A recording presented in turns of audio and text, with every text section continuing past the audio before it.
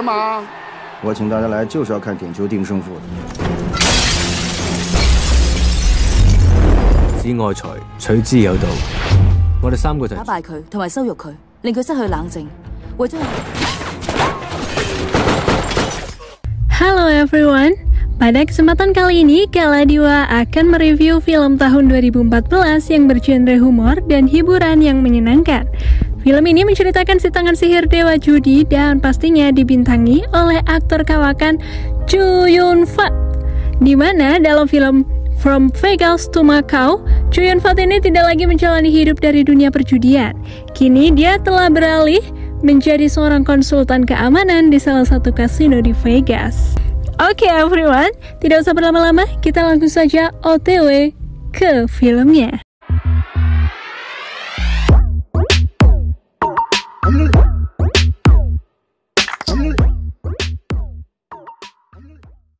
Di awal film, kita akan diperlihatkan sebuah keluarga nyentrik, yaitu Cool dan ayahnya bernama Ben dan sepupunya bernama Carl. Saat itu, mereka menjenguk istri Ben yang sedang sakit kanker di rumah sakit. Dan ternyata di sana sudah ada Lionel. Lionel adalah anak angkat dari Ben yang diurus sejak kecil, dan dia sekarang menjadi agen mata-mata polisi. Saat pulang ke rumah, mereka menemukan bingkisan yang di dalamnya terdapat sebuah handphone, dan ternyata bingkisan itu dari teman lama Ben yang sangat terkenal dengan kehebatannya, sang legenda yang biasa disebut dengan tangan sihir. Dia tak pernah kalah, dan dia bisa menebak semua kartu dengan hanya sedikit menyentuhnya. Dia adalah Ken, si dewa judi. Di sana, Ben dan keluarganya diundang dalam acara ulang tahunnya. Singkat cerita, keluarga itu mendatangi acara ulang tahun Ken di sebuah hotel megah. Saat mereka mau masuk, mereka disambut oleh orang yang mengaku murid dari Ken. Saat mereka sudah di dalam, mereka disambut lagi oleh seseorang, dan dialah Ken, sang legenda si tangan sihir yang tak terkalahkan. Bingo! 完美啊！ Dan mereka diperkenalkan dengan putrinya bernama Amanda. Carl yang terkesan melihat Amanda langsung mencoba mendekati Amanda, tapi Amanda mengabaikannya. Selang beberapa menit, datanglah sepupu Amanda dan pacarnya bernama David. David dengan tiba-tiba mengajak bermain kartu Ken dengan taruhan beberapa juta dolar dan memakan bapakku yang dihidangkan. Akhirnya Ken menyetujui tantangan dari David dan permainan pun dimulai. Saat akan dimulai, mereka butuh satu lagi pemain. Lalu David mengajak Carl untuk bermain bertiga. Di awal permainan, Ken sengaja menjebak David agar mengeluarkan kartunya semua. Dan saat Carl akan mengeluarkan kartunya, dia dicegah oleh Ken. Di sini, Ken sengaja melayani permainan David dan mencegah Carl agar mengeluarkan kartu di saat yang tepat. Dan benar saja, akhirnya Carl yang menang. Karena Ken dan David sudah mengeluarkan kartunya dari awal. Rupanya, semua itu sudah direncanakan oleh Ken si dewa judi tanpa David sadari, agar yang menang Carl si rambut kuning. Setelah itu, tiba-tiba Amanda mendatangi Cool. Sepertinya Amanda malah menaruh hati kepada Cool. Amanda berkata kalau dia mau boneka beruang yang ada di acara door prize nanti. Saat giliran Cool mengambil undian door prize, benar saja Cool yang mendapatkan boneka beruang itu. Ken berbisik ke Cool untuk memberikan boneka itu ke Amanda, dan dia menyuruh Cool main ke rumahnya. Scene pun berganti. Terlihat akan ada pertemuan para mafia yang diselenggarakan oleh orang bernama Ko. Dia adalah pelaku sindikat pencucian uang terbesar di dunia. Di tempat itu, para mafia dari berbagai negara bertemu. Di sana ada juga Lionel.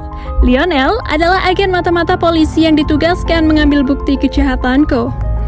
Ko mempresentasikan bahwa perusahaannya telah memproduksi berbagai macam serum dan obat yang bisa mengendalikan dunia di balik layar. Sebagai contoh, pertandingan Italia versus Spanyol dalam semifinal Confederation. Di situ, Bonucci gagal mengeksekusi penalti karena sebelumnya telah dioleskan serum dari perusahaan Ko. Sehingga tendangannya tidak akurat dan akhirnya membuat Italia kalah.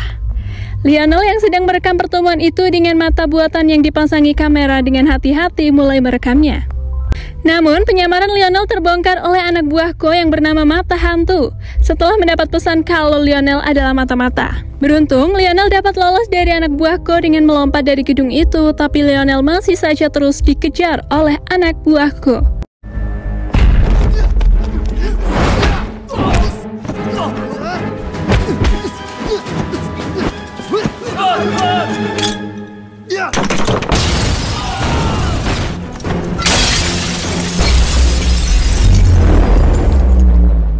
Di saat sedang dalam perjalanan pulang, Cole, Ben, dan Carl bertemu dengan si mata hantu yang sedang mengejar Lionel.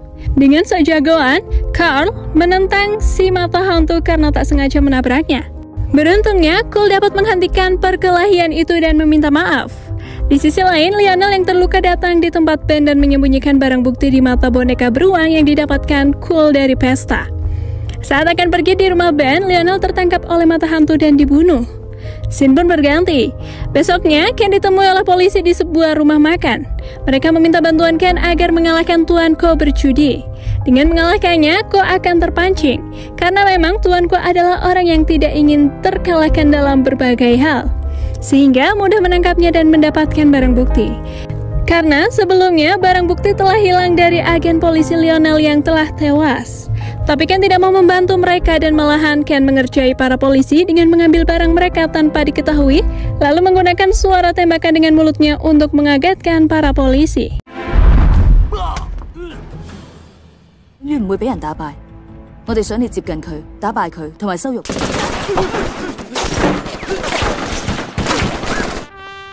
唔止魔術手，仲有魔術後添。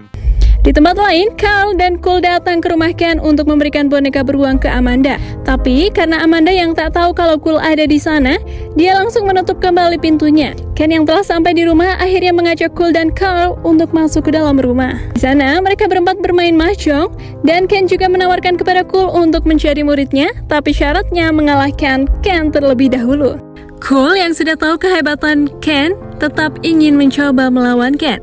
Permainan pun dimulai dengan memilih kartu yang nilainya paling besar.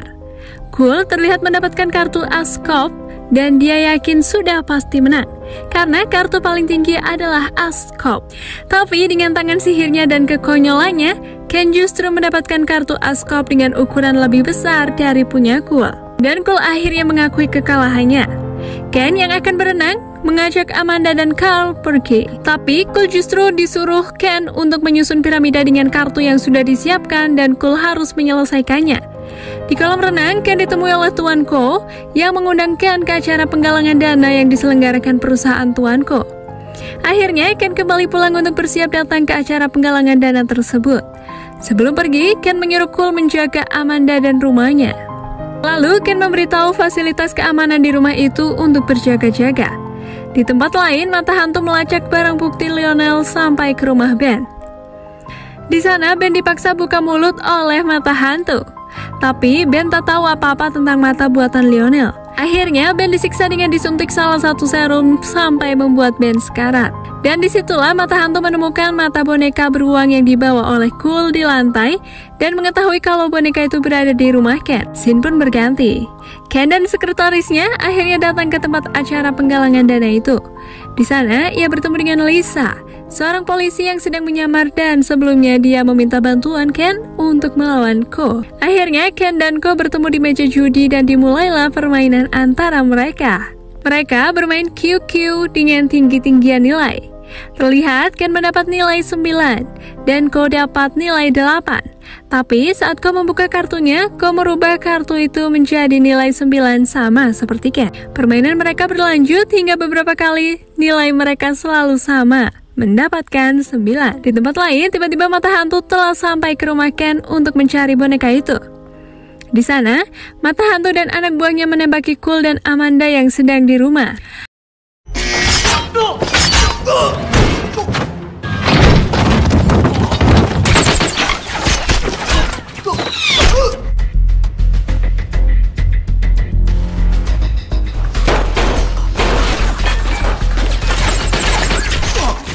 Amanda langsung mengabari sekretaris Ken lewat pesan kalau rumahnya sedang diserang seseorang. Ken yang mengetahui hal itu langsung ingin mengakhiri permainan, tapi Tuan Ko tidak memperbolehkannya dan ingin sekali lagi bermain dengan Ken. Ken lalu menuruti keinginan Tuan Ko. Mereka berdua pun menunjukkan keahlian mengocok kartunya di hadapan para tamu undangan. Saat memilih kartunya, Ken mendapatkan nilai 7. Sedangkan Tuan Ko sepintas mendapat nilai 9. Dengan sombongnya, Ko membuka kartu terakhirnya, yang ternyata kartu itu adalah angka 11. Padahal dalam kartu itu tidak ada angka 11. Ken dengan tangan sihirnya mengubah kartu Tuan Ko yang akhirnya Tuan Ko kalah dengan mendapatkan nilai 1.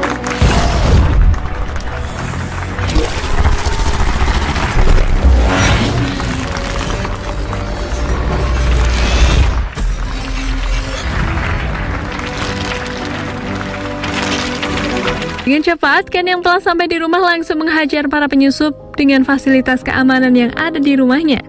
Sehingga mata hantu dengan mudah dikalahkan olehnya dan mengetahui kalau para penyusup itu suruhan Tuan Ko. Scene pun berganti. Ken yang ingin balas dendam akibat perbuatan Ko, dia ditemui oleh Kit dan anak buahnya. Kit memberitahu bahwa minggu depan akan ada pertemuan Ko dengan bos-bos mafia dari berbagai negara di sebuah kapal pesiar. Tapi ada bos mafia yang tidak bisa datang bernama Sergio. Kemudian Ken, Cool, dan Kit membuat rencana agar bisa masuk ke kapal tersebut dan bisa menangkap Ko. Rencana pun dimulai. Pertama, mereka menemui Sergio dan menyanderanya. Tapi tak diduga, Kit berkhianat pada Ken karena dia telah dibayar oleh Ko selama ini untuk memata-matai Ken. Akhirnya mereka membawa Ken kepada Tuan Ko. Sedangkan Cool terlihat ditinggal dan ditodong senjata oleh Sergio untuk dibunuh. Setelah sampai di kapal, benar saja, di sana terlihat sudah ada bos mafia dari berbagai negara. Pada waktu itu sedang ditayangkan pertandingan Real Madrid versus Barcelona. Diketahui perusahaan milik Tuan Ko sudah memanipulasi dan memprediksi kemenangan untuk Real Madrid. Dan saat itu taruhan di seluruh dunia mencapai $2 triliun. Di sana Ken ditanya Ko, di mana barang bukti rekaman yang ada di mata beruang itu. Tapi Ken berkata tidak tahu. Padahal Ken sebelumnya telah memberikannya kepada polisi. Karena kekalahan pada acara penggalangan dana, Tuan Ko lalu menantang Ken lagi untuk menebak kartu dengan sekali sentuh. Hal yang tak diduga ternyata Amanda telah ditangkap Tuan Ko. Dan jika Ken gagal menebak kartu dengan waktu yang sudah ditentukan, Amanda akan dibunuh dengan gas beracun. Dengan terpaksa, Ken menuruti keinginan Ko. Akhirnya Ken berhasil menebak dengan benar sampai membuat semua orang termasuk Ko terheran-heran.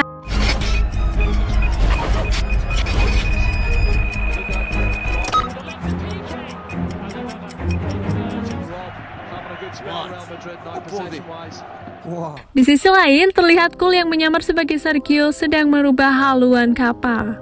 Hal yang tak diduga saat ditodong ternyata Cool dan Ken bekerja sama dengan Sergio agar bisa masuk ke dalam kapal. Scene pun kemudian berganti, layar pertandingan bola sepintas berubah. Di sana diperlihatkan Barcelona malah yang memenangkan pertandingan 2-1. Dan para bos mafia yang merasa ditipu dan dirugikan serentak mereka protes kepada Ko. Di saat keadaan mulai ricuh, Ken menggunakan keahlian mulutnya untuk membuat suara tembakan yang akhirnya membuat saling adu tembak antar mafia. Cool yang pergi membawa Amanda, mereka dihadang oleh mata hantu sehingga terjadilah pertarungan yang dimenangkan oleh Cool. Di sisi lain, anak buah Tuan Ko yang melarikan diri bertemu dengan Carl. Yang ternyata Carl dibalik tipuan kemenangan Barcelona dengan memanipulasi layar. Dan sebenarnya pertandingan berakhir dengan seri 1-1. Di tempat yang berbeda, Ko terus dikejar oleh Ken dan berhasil dilumpuhkan dengan keahlian Ken melempar kartu dan menyuntikkan serum kepada Ko untuk balas dendam atas perbuatannya kepada Ben, temannya. Di saat itulah, Lisa dan para polisi Cina yang tahu lokasi dari data rekaman Lionel akhirnya menangkap para sindikat pencucian uang. Oke everyone, itulah film Si Tangan Sihir Dewa Judi From Vegas to Macau. Cukup sekian dan wassalamualaikum.